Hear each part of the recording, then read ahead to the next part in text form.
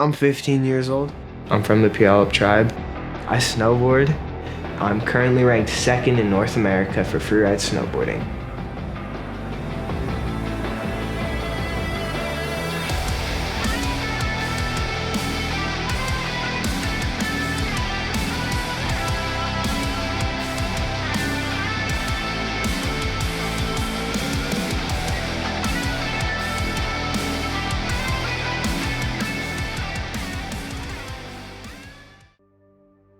I would say like freeride snowboarding is my favorite kind because you can just flow like through the powder and down the mountain and like off of cliffs, and it's almost like the mountain is your canvas and you're kind of like just painting little bit by little bit, and it's kind of like an art, I guess. Like I can vaguely remember the first time I snowboarded. I'm pretty sure it was up at Crystal, and I was just with my cousin for like a birthday or something, and we're going, and he was like, well, they're like, do you want to ski or snowboard? And I'm like, I'm not gonna ski, no. And I'm like, cause snowboarding was like all cool and stuff, right? So that's what I thought. I'm like, oh yeah, I'll try snowboarding. And I tried it, and I was not good at it, right? But I liked it. And one specific thing I remember from getting that, my cousin comes back, I'm like, oh, where were you? He's like, oh, I just got my board waxed. It makes it go faster. And I'm like, why would you want to go faster? What's wrong with you? But I guess that's probably the first like memory I can picture from snowboarding. And after that, it just kind of, I just fell in love with it. My name is Devon Bryan. I'm from the Puyallup tribe in Tacoma, Washington. 6 or 7 is when I like started training with Nader, and that's when I was like actually getting into snowboarding, 6 or 7. In my life in general, snowboarding has definitely humbled. Snowboarding, especially freeriding, because you're in the backcountry, and when you get there, you can hike or you can snowmobile, and that's basically it. But to get to true backcountry, you have to hike. And splitboard, I would say splitboard and hiking are basically the same thing, because it's the same thing, but just you do them differently. And you have to hike to get to the really good backcountry, but you can snowmobile to get to some pretty sick stuff. Snowmobiling is so fun. It's like you just have control over this big machine, and you're just ripping on snow, just leaning, because on snowmobiles you have the big tread on the back and you have these skis. When you turn the handlebars, the skis can turn the snowmobile a little bit, but like there's no way tiny skis are gonna move. It's not like a wheel on a car, right? So you have to really shift your weight, so you're constantly leaning this way, and sometimes you have to get off and hold one foot off of the snowmobile and one foot on it and the other's out, leaning, because you have to pull the snowmobile and put all your weight out, or you're gonna flip and get your snowmobile upside down, and you have to dig it out for 30-45 minutes. The snowmobiling is super fun. My first time driving a snowmobile was with me on the front, and Nader was behind me standing, and I was sitting down, and we're just practicing around behind his house, because you can snowmobile out his garage and just straight up the mountain. So we were out in this little like field area behind his house, and there's like a step up, like it kind of goes like this, and there's another area of the field. So he's like, all right, go down this, but take it slow. I went down it, and I went way too fast, so we kind of like went up and down and slammed, and he just comes flying into me and just pushes me over the handlebars, and I'm like, I don't want to do this again. But I ended up getting back into it, and now snowmobiling is super fun. You like go out on a day that's not good, you could have an avalanche and die just like that at any moment. So it's definitely very humbling, and you have to respect the mountain, but that also just transfers over into everyday life. Like for an example, if someone asks me, like they're like, oh, I'm talking about them, and they're like, you snowboard, right? I'm like, yeah. And then they'll be like, oh, so you're like really good at snowboarding. And I hate when people say that, because I don't want to say no, because I'm not a beginner, but I don't want to be like, yeah, I'm really good, because I don't know, I don't like being arrogant and talking about myself that much. So it definitely is very humbling, which is a good thing. My most solid friend is Finley Cooper. He's one of the Alpental locals up here. I met him when I was 11, I think. And I don't know, something just clicked, and we started hanging out a lot, even though he was like 14 or 15 years old at the time.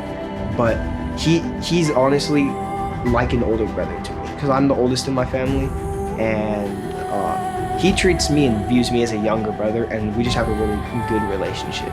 Like, we're really close.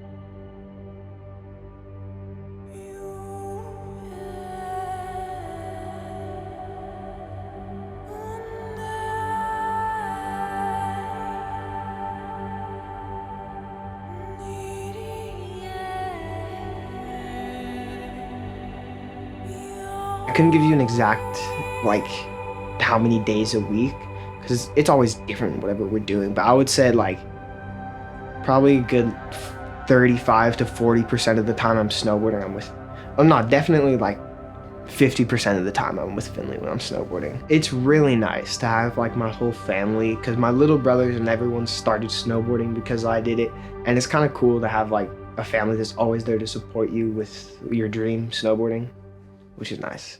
Once they realized that I was like, this is what I really wanted to do at a young age, they had bought a little cabin at Snoqualmie Pass, which we go to so I could be right on the mountain, and just, you can walk 2 minutes and you're on a lift. It's that close, and they got that just so I can get better at snowboarding, which is like crazy to me how they do all this just for me to help with my career, which I want to become my career, which is really special to me. It shows that they actually care about snowboarding and my choices.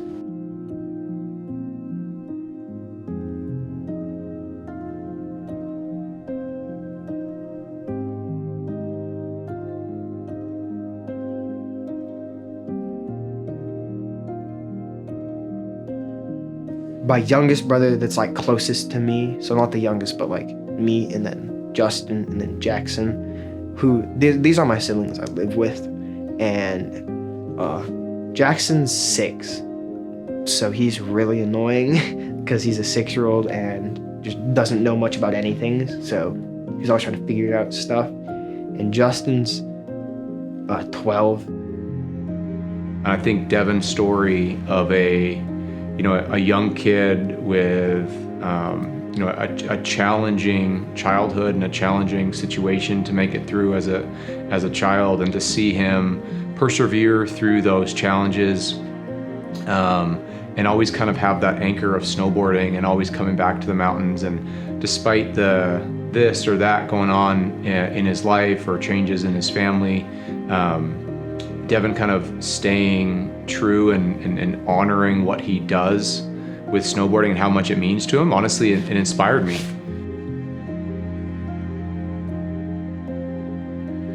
I've spoken at a couple, like on stage and stuff, to kids at like elementary school kids at young tribal schools, and I could just see after I spoke, the kids were super excited, because I guess I sort of inspire some of them to realize that, hey, he came from the exact same background that I'm coming from, and he can do all of this stuff. I can do that too. And it's really cool to see kids being like, you being able to inspire kids to follow their dreams and goals in life, despite their background, the struggles in life. Because they're like, yeah, he comes from the same thing as me, and he can do all this. I can do that too now, and it's really awesome to see that. I would say my relationship with Nader at this point, he's more like a father figure to me, because I have 2 grandparents that I live with, and I've never had a dad in my life. And he's definitely more than a snowboard coach. I would say he's more like a father figure than anything. My grandparents are 2 grandmas who I live with, always women in my life. I have 3 moms basically, and he's definitely shown me a lot of things that a father figure would show you, and taught me a lot of things about like that, which I'm very thankful for and grateful for. Here, get together for a picture. Smile. You. Got it. All right, let's see it. Video the whole thing. Okay, ride with Devon. Whoa!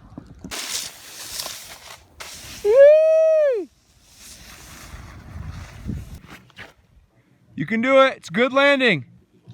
Push out on the landing. Get low. Get low on the disc start.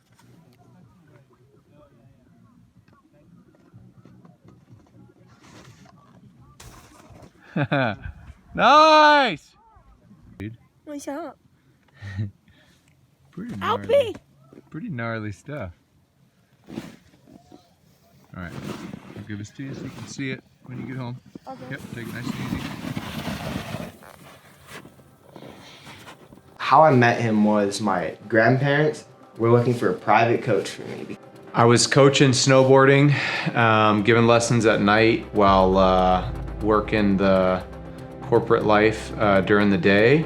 And then Devon and I crossed paths, and his mom reached out to me and said they were looking for someone to give him private lessons. And so we started with private lessons, and then we started going kind of weekend after weekend and a few night skiing sessions. They didn't want the lessons at the mountain, big groups of people, too expensive, right? Just for what it is. I just remember my coach, Nader, took me in this run trash can at West, and because this was when I was first, I just got down S curves, and I'm like, okay, I can do this now. Now what's next? What do we do next, you know? It's like, I can finally turn and go down Groomers just fine. This is boring. Now what else can we do, you know? So he's like, okay, I'll take you somewhere. And then he took me, and there was all these trees that was like this, and he's like, all right, what you do is you lean back and you just ride the trees like you're grinding. I'm like, what? You can do that? And I did, and it was so fun. It was so fun. And then I started doing cliffs and exploring the mountain more. And I like riding. I like actually riding, like riding things that's challenging is more fun to me than doing park and stuff, like, if that makes sense. Because you just kind of ride and it's more tricks.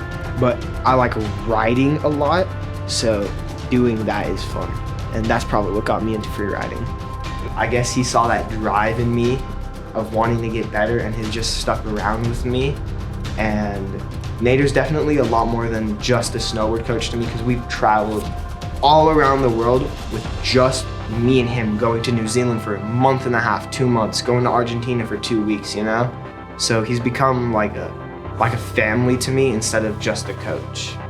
About a year into working together, Devon became a black belt in Taekwondo when he was 10, I believe, maybe younger. And he got asked by the US Olympic Taekwondo team if he would join their junior Olympic team. And he told them that he only wanted to represent the US with a snowboard under his feet and with Coach Nader. And so it was kind of like the moment I heard that story that I knew we were destined to do something together. The competition, what they do is they find a section on the mountain that's really hard to ride and gnarly with like cliffs and stuff, right? Then they put a rope on this side, a rope on this side, and they're like, all right, this is your venue. Y'all do what you want and have fun. And you can't like slide your snowboard and stomp out lips of jumps. It's completely natural, which is free riding is riding what the mountain naturally, like the natural terrain, and not a bunch of man-made things. And that's, I would say, the gist of how you compete in free riding is they have the venue, and it's whoever has the best line and all the other criteria they judge you on. How are we judged in free ride snowboarding? We're judged on 5 categories: your line score, or your line, which is how hard the line you're riding is, and all 4 other categories are 3 points up or 3 points below from your line score. So your line score is the base of everything. And then you got fluidity, which is how fluid you are. Are you stopping on top of jumps? Are you like slowing down a whole lot just because for no reason? Just how fluid you are. Control, are you always in control? And like, it's control. Style and energy, which is like, because you can tell if someone's going down the mountain and they're like hyped and stuff. You can tell based on how they're riding and stuff. Style and energy, like, are you doing spins and stuff, which is part of that. And technique, which is, I guess, like when you're riding, how do you look when you're riding? What's your technique is what they judge you on, those 5 categories. When you're inspecting a line, you're almost trying to, it's like you're going really slow and seeing all the features. Can you connect them and be fluid with it? Like, when I go, do I have to traverse all the way over here just for one hit and then traverse back? Or is it just, it's not even worth that at that point, because that's just a loss in fluidity. And am I able to do this 100% and not fall, you know? That's also what you're looking at. Trying to find things that are challenging, but you're not ever trying to push your limits. For comps, you're riding what you learn. You're not trying to get better. You're showing what you've learned. Most people are like, oh, I like going last because I can see what other people do. But if I see what other people do, it's not gonna change my line of what I'm gonna do. So I like going first because I don't like seeing other people's runs, because it makes me super self-conscious, like, oh, is my line good enough? Do I need to change this last minute? So I would say first, just because then you can also watch all the other competitors, it's cool to see other people's lines and just what they do. Barely making the top spot, but coming in with a nice performance. The total score of 29.17, the IFSA Independent Athlete. Second place going to Devon Bryan. First time going to NORAMs, the North American Championship for freeriding, and I was 11 or I was 12 at the time, and I was competing against all these older kids, and I ended up winning. Or not winning, I ended up getting second place, and I was standing above on the podium, like these 2 or 3 other kids that were like 14 years old and way older than me, and I was this little like 12-year-old there, and that's probably one of the specialist competitions, I would say. Devon Bryan, nobody had heard of him. We just kind of got really into the circuit. He was 12 in a 12 to 14-year-old age group, in which there was actually a couple 15-year-olds at NORAMs. Devon just snuck by, barely got in, qualified, and surprised everybody and beat everyone but one. Devon came out, got second at NORAMs, and that boosted his points up to third in North America as a 12-year-old. And that's when he got his first engagement with arbor snowboards. For some people, like, they have a rule, if you miss your start, they won't let you go, because some people would miss their start so other people go and they can watch the other competitors. But I actually prefer to go first, because one, you get better snow and everyone hasn't tripped up the mountain. And two, when I'm going last, if I'm able to watch the other people compete, I get super self-conscious about my line, and I'm like, oh, I don't know if I did good enough. I don't know if I did this. But first, it's like, okay, because now I get the line that I planned out is the line I'm gonna do, you know? But now that I've gotten older, I don't get as much self-conscious about other people's lines, because I feel more confident about my line. For the actual competitive run, what I'm thinking of is I'm trying not to let my mind wander about, oh, what am I gonna be doing tomorrow or after the run, because none of that matters right now. The only thing that matters is this line, so I really try to stay focused on that, and I'm thinking of what my line score is, and I'm visualizing me riding down that line and knowing where I'm going. Thinking of, okay, there's a double tree here and a single here, and I'm going in between those two. That's how I know where that jump is, and just knowing where I'm going and exactly what I'm gonna be doing is what I'm thinking of when I'm hiking up the mountain ready to do a freeride line. When the conditions are very hard to ride, when you're inspecting, you're like, this is gonna be a competition on whoever can not fall is basically gonna be the winner, is all it is, especially on super icy conditions. It's whoever can get down the mountain without falling, basically. That's the whole point of freeriding, is to whatever the mountain has, and it to be completely natural. So I couldn't pick out a line, because I just couldn't. I could not be able to picture out a perfect line. I could not do that. What countries have I competed in? I've competed in America, Canada, and New Zealand. We had all our gear, our snowboard bags, our suitcases, and everything, and we had a layover, and we weren't able to go like into the airport or check in, so we were just in like the lobby area, because it was 4 or 5 hours before a flight was, so we couldn't go in, check in. So we were both very tired and we really wanted to sleep, but we were worried someone would steal our bags and stuff. What we did was we set it all up in like a bed, and we each just slept on our gear, like a bed in the airport, so no one would take our stuff. My favorite place we've traveled to together to train, it's probably gotta be New Zealand. So every summer we go down to the Southern Hemisphere to snowboard while it's their winter and our summer up here in North America. And I think New Zealand is definitely one of the kind of most remote yet accessible places where we can do what we need to do in terms of training and snowboarding, but also go bungee jumping and street luging and have such a good time. It's a special place.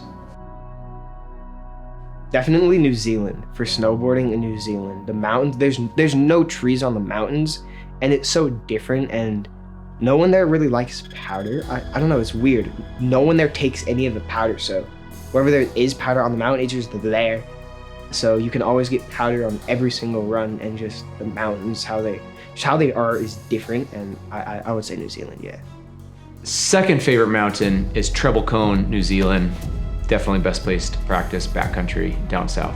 So the competition to me that sticks out the most of all the times I've seen Devon compete would be at the North American Championships at Kicking Horse in Golden, British Columbia. I saw everyone else's run. I was the last person to go, and Devon was on a tear. He was one of the older ones in his age group, in terms of like the 12 to 14 age group. I think he was 14 at the time. He had just come off of, I believe he was second in North America the year before, so he was kind of really on a tear, had a great season, qualified for North American Championships. We get there, he's the second to last to go, because he was second in the nation coming in, and almost every single competitor crashed in front of him. The conditions were unreal. It was like snow and sleet, and the snow was just getting ripped off the mountain, and so almost every competitor falls. And then Devon and I are sitting up there and we're like, literally all we have to do is put together a clean line and you're into the finals. So we kind of change our plan last minute. We say, okay, we're gonna hit this nice open face, and we're gonna come into this spine, and make our way down, and it's gonna be perfect. We do it clean, we're into the finals, and we can put together something new in finals. And Devon goes down, he does it, comes out the face, goes onto the spine, drops in, and he's just about to go into the finish corral, and I'm so excited. I grab my board, I'm going to check out and go out the coach's corral. I'm like, shit, my line is not good enough. I get to the bottom and I'm like, I did not do good enough, right? So I go and try 360 on a jump that you shouldn't do 360 on, and I fell. And then I hear the last competitor goes, oh, and I turn around and I look and I see Devon is like a starfish spinning on his back into the finish corral. And I just come spinning into the finish corral just on my back, and I'm like, and I don't know what happened. I can't believe it. I don't know how he's down. Anyways, we go down. It turns out he thought he didn't do enough in his line, so he tried to throw in a spin at the end when there wasn't enough space to do it, enough air. And he ended up just being disqualified and not moving onward. And literally the only two other people that rode a clean line made it to finals.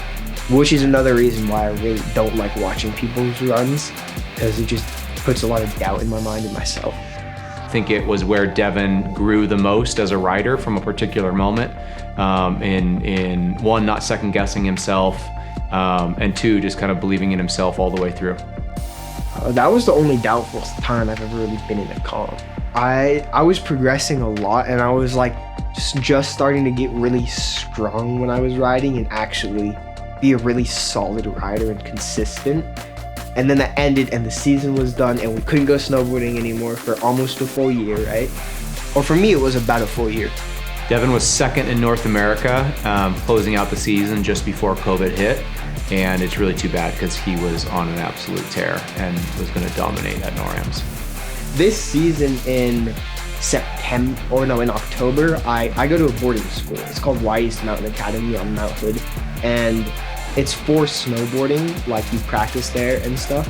And there was they have a dry slope, which is like a plastic jump, right? With like plastic on it so you can snowboard without snow. And it's just a big jump, and then there's an airbag. I would say you get probably 30 feet of air, right? And I went off of it and missed the airbag, and I landed on my back on just a field, like just hard, solid dirt from like 30 feet.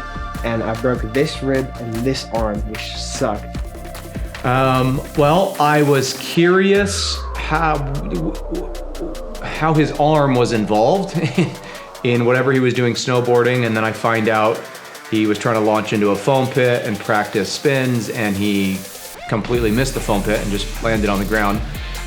And my first day back snowboarding in December, literally one day after the doctor said I could snowboard. Right as he was recovering, went and had some joy laps with a friend and his little brothers, and first run, I caught my edge and I slammed. He breaks his other arm.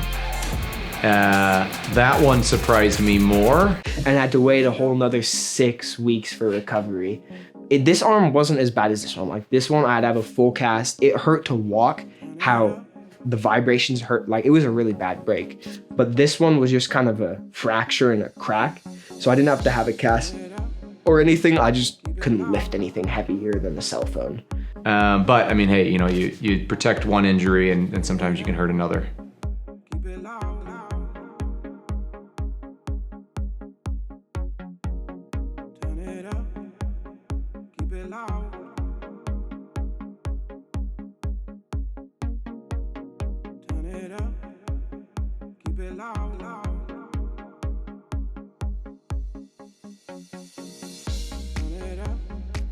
If you're in like the backcountry, or not backcountry, but like the backcountry runs you can find on a mountain, and just there's no sounds around and you just can take in everything, especially if there's nice views, because there usually is just mountain ranges around every mountain you're on, which is kind of nice to be able to just take a break and just take in everything, which is calming.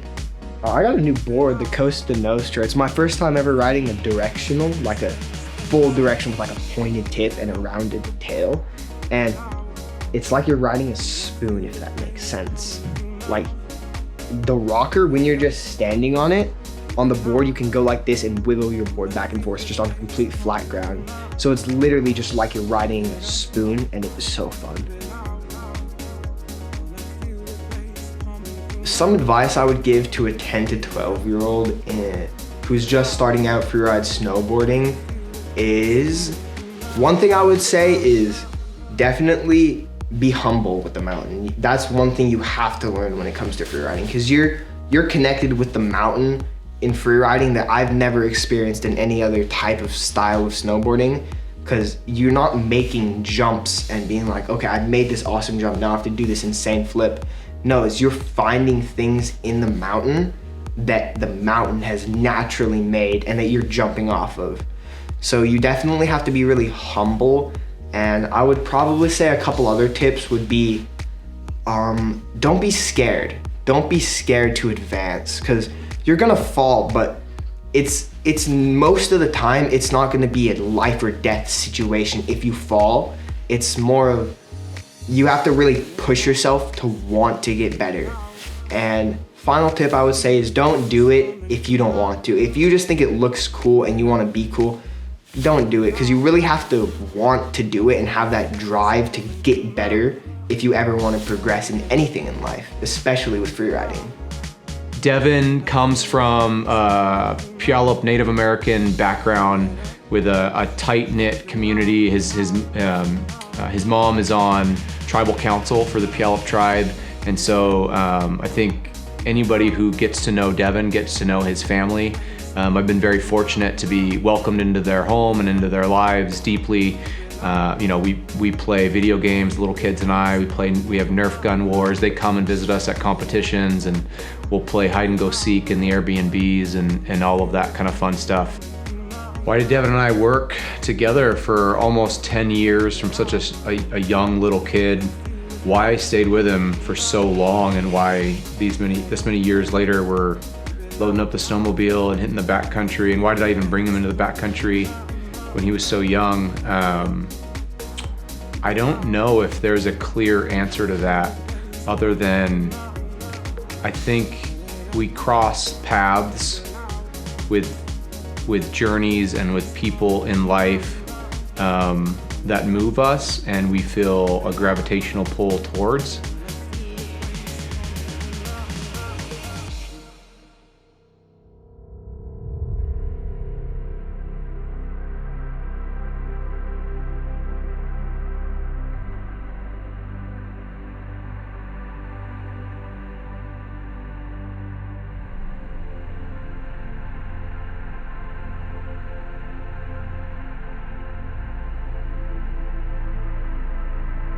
he inspires me, I inspire him, and together we share this ability to get into the mountains and get out of our heads and get out of what the world wants to make of us, and just be who we are. And it's been really special to grow as a young adult while mentoring Devon, and at the same time, watch a young kid mature into a young adult, and see him kind of make that progression, and see him struggle, and see him have the challenges all kids go through, but kind of always have that anchor of snowboarding in the mountains to come home to.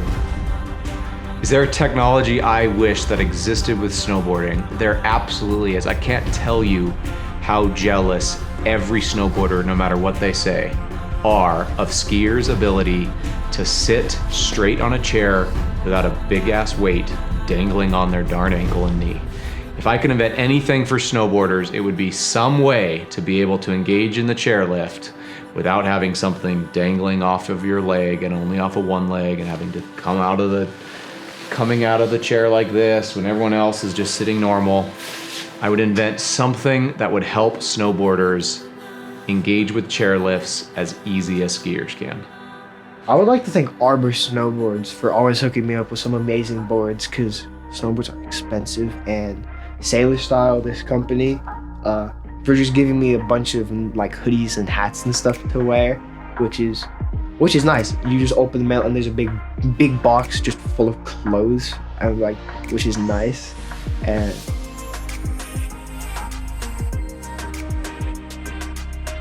I think Arbor Snowboards has supported Devon, got him all kinds of boards, and given him hope at a future of being a professional snowboarder, which is a really special thing. Sailor Style, a textile company that has knits and t-shirts and sweatshirts with super sick tribal prints, give him the sweetest gear. He always gets compliments everywhere we go.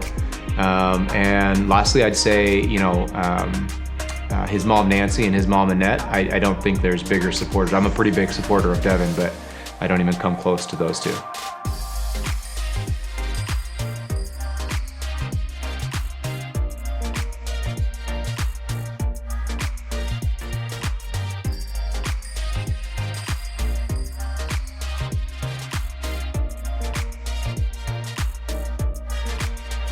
snowboarding is definitely one of my first true actually loves, where I have that calling to want to come back, that drive to always, I'm coming back here no matter what.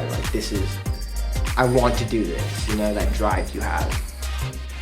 I think Devon has a very rare opportunity to be at the pinnacle of a sport, really because of the exposure he had at a young age. I mean, he was 11 years old and I was taking him on the back of this snowmobile, and we were going deep into the mountains, learning how to read the snow, learning when snow is appropriate to be on your snowboard, when not. I think that exposure at a young age is giving him a leg up on what kids are that he's competing with now, their first experience in the backcountry. How do you know if you're getting better? I would say with freeriding, it's definitely a thing that you just get better at as you go, It's not really, oh, you learn this trick, okay, now you're a step better, and you learn this trick, it's better. You just have to have a lot of time and practice. I would say I notice most when I get better at snowboarding is end of season, beginning of next season, because it's okay, I'm just done with this season. Now let's go riding. You're like, whoa, I realized I'm so much better than I was at the beginning of the year. Then beginning of next season, it's whoa, it's been a long time since I snowboarded, but I'm way better than I remember me being, That's probably how I would assess, I would say, getting better at freeriding. I would like to thank my parents a whole lot, right? Because of everything they've done for me, they've probably contributed the most. But other than that, I would say my coach, Youngchilld, for being there and coaching me and teaching me everything I know.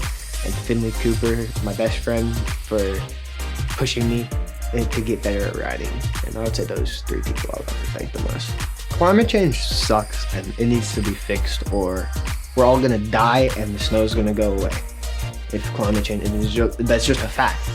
You can't argue with it. You can't argue with the fact that the world's temperatures are going up at astronomically rates than they ever have been. That you can't debunk it. It's a fact that this temperatures are getting higher. Like, you can see pictures in Antarctica, snow of polar bears just skin and bones just walking on grass. And it's kind of that happens, but yeah, something needs to be done because soon there might not even be snow and people might not even be able to snowboard, like, and that's sad. Every time I see the kid's face, I see that little kid, like, with all of that potential and how much he cares about the relationship that we've built and the relationship that we've cultivated together and with the mountain. I would say do it. Just do your dream. Don't listen to what anyone says. Just do what you want to do. Like, if you want to do this, you have to go pursue it. Don't listen to what anyone else says. If it's your dream, then it's yours and you do it. Don't listen to what other people have to say about your life, you know? I want to be in the freeride world tour. That's my goal in freeriding right now. And in life, I would say, is to go to the freeride world tour. So that's probably where I imagine myself in 10 years. Winning the freeride world tour is my ultimate goal. Even getting to the world tour, that's like an amazing thing. That's like getting to the Olympics, because that's crazy, even competing in the Olympics. And winning is like that's my ultimate goal, is winning the world tour. I feel ready. This is probably the strongest I've ever been riding in this comp, and I'm really excited. I'm like ready. I've been just ready.